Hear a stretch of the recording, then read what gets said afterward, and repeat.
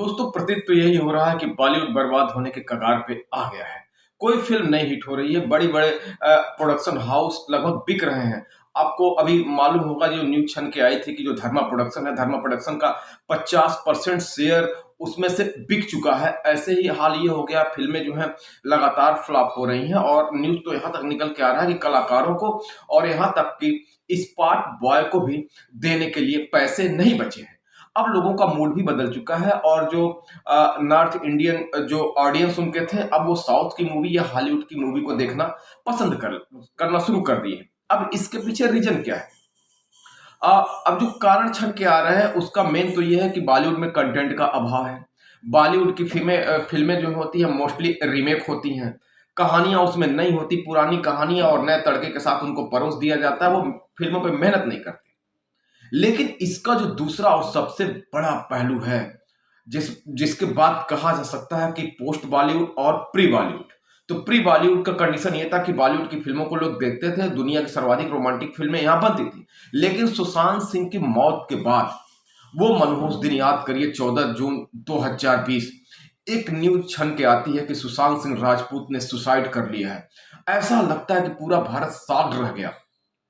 यहाँ तक कि ईरान के प्रेसिडेंट ने भी उस पर दुख जताया था क्योंकि सुशांत सिंह एक बहुत ही टैलेंटेड बंदा था, बहुत ही टैलेंटेड स्टार था। माना जाता था कि बॉलीवुड का सबसे पढ़ा लिखा इंसान था। वो एक इंजीनियर था, एस्ट्रोनॉट बनना चाहता था और उसका जो है एस्ट्रोनॉमी में, फिजिक्स में, साइंस में इतनी रुचि, माना जा सकता है कि बॉलीवुड का सबसे पढ़ा लिखा और टैलेंटेड बंदा था और अपने बूते पे आउटसाइडर होके भी वो आगे बढ़ रहा था। लेकिन यही बात कुछ लोगों को पच नहीं रही थी।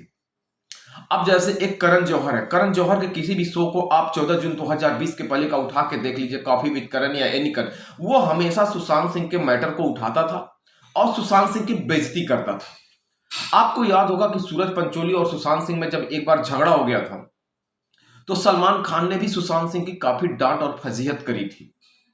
और सुशांत सिंह के मरने के पहले उनको एक फिल्म मिलने वाली थी, पानी। वो इंटरनेशनल लेवल की फिल्म थी और पानी को लेकर सुशांत सिंह ने काफी मेहनत किया था, लेकिन बाद में उस फिल्म से भी उनको निकाल दिया जाता। मतलब क्या है कि सुशांत सिंह के पीछे पूरी लॉबी पड़ गई थी। महेश भट्ट ने बायकॉट कर रखा था, करण जौहर ने बायकॉट कर रखा था अच्छी अच्छी फिल्मों से। फिर भी वो बंदा कभी हार नहीं माना और लड़ता चला गया। उसकी फिल्में MS धोनी हुई, छिछोरे हुई, काफी हिट हुई। लेकिन कहते हैं ना कि अगर आप किसी को बहुत ज्यादा टॉर्चर करते हैं तो वो बड़े से बड़ा इंसान भी टूट जाता है। वो ड्रग की चपेट में आ गए और बॉलीवुड के लोगों ने, कुख्यात लोगों ने इसी का फायदा उठा के 14 जून की रात को कहा। तो DCP साहब ने तो बहुत जल्दबाजी कर दी। जब सुशांत सिंह की मौत हुई तो उन्होंने सीधे बोल दिया, मुंबई के DCP ने, कि इन्होंने सुसाइड किया है। लेकिन जहां पे उनका पोस्टमार्टम हुआ वहां के एक बहुत ही सीनियर डॉक्टर ने कहा था कि ये मौत नहीं, ये मर्डर है। सुशांत सिंह की टांगे कई जगह से टूटी हुई थी, सुशांत सिंह की पसलियां टूटी हुई थी और जिस ऊंचाई पे वो कहा जाता था कि उन्होंने फांसी लगाया ही, वो 6 फीट की उनकी हाइट थी और बेड से और छत की दीवार जो थी वो 6 फीट। कैसे मर सकता है कोई बंदा? जाहिर सी बात है वो एक मर्डर था। पूरा हिंदुस्तान शॉक्ड रह गया था, पूरा हिंदुस्तान बेचैन हो गया, पूरी दुनिया में लोग बेचैन हो गए। सुशांत सिंह जैसे इनोसेंट इंसान को खो के पूरा भारत व्यथित हो गया क्योंकि वास्तव में एक मिडिल क्लास फैमिली और आम इंडियन फैमिली से वो कनेक्ट करता था और बॉलीवुड जैसे माया नगरी में वो अपने मुकाम को बना रहा था। सुशांत सिंह की मौत बहुत ही दुखदाई थी और बेदर्द मौत हुआ था।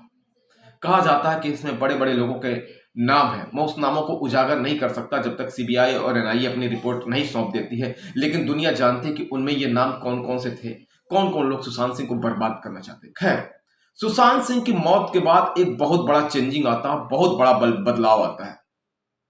सुशांत सिंह की मौत के बाद लोगों ने एक सेल्फ मूवमेंट खड़ा किया, जस्टिस फॉर SSR, और बॉलीवुड की फिल्मों का बायकॉट कर दिया। अब बायकॉट बॉलीवुड की एक मुहिम चला दी और उसका इतना बड़ा असर पड़ा कि क्या आमिर खान, क्या सलमान खान, क्या शाहरुख खान, सबकी फिल्में धड़ाधड़ फ्लॉप होनी शुरू हो गई। बीच में पठान और जवान ने अभी हाल में जरूर कुछ रोका और साउथ के फिल्मों ने इस वैक्यूम का फायदा उठाया और साउथ की फिल्में माना जाता है कि भारतीय कल्चर, भारतीय सभ्यता और भारतीय संस्कृति से जुड़ी हुई हैं। लोगों ने उसको देखना शुरू कर दिया।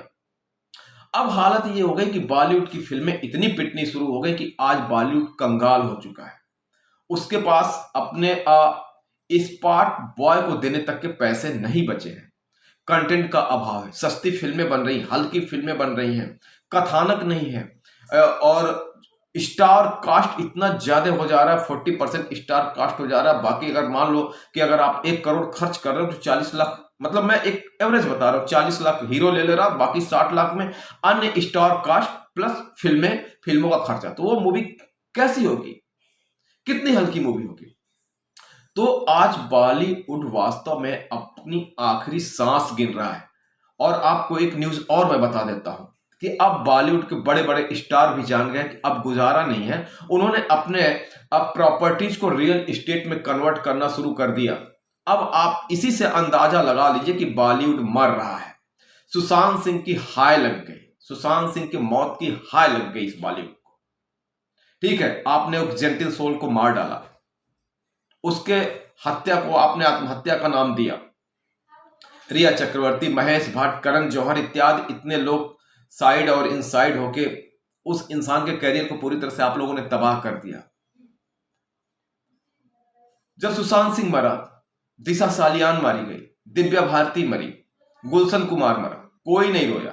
और एक घड़ीसाज का बेटा जो मुंबई नगरी में आता है, 5,000 करोड़ की संपत्ति का मालिक बाबा सिद्दीकी हो जाता, उसका मर्डर होता तो बॉलीवुड में विधवा विलाप शुरू हो जाता है।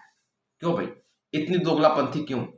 मैं किसी भी मर्डर के खिलाफ हूं। बाबा सिद्दीकी का भी जो मर्डर हुआ उस पर मुझे दुख हुआ, लेकिन पूरे बॉलीवुड को सुशांत सिंह, दिशा सलियान, दिव्या भारती और गुलशन कुमार पे भी दुख हुआ होता और दुख जताए होते तो शायद हम एक होते। लेकिन बॉलीवुड ने इस मौके को गवा दिया।